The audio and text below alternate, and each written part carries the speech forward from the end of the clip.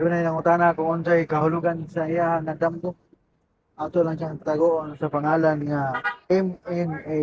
Batot pa niya, good morning, pirmero damgo nako kay anay sa balay. Dayon sunod gabi kay lamok gipa ako daghan ko og libagha akong mga paa.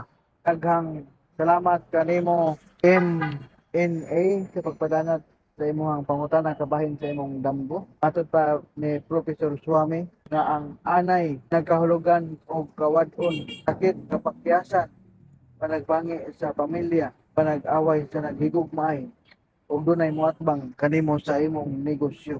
Ang lamok sa laing bahin, matod pa ni Professor Swami, kung imong madungog ang iyang kaalingasag sa tingog, kini nagkahulugan nga dunay masulupong balita gikan sa imong kabanay sa layo.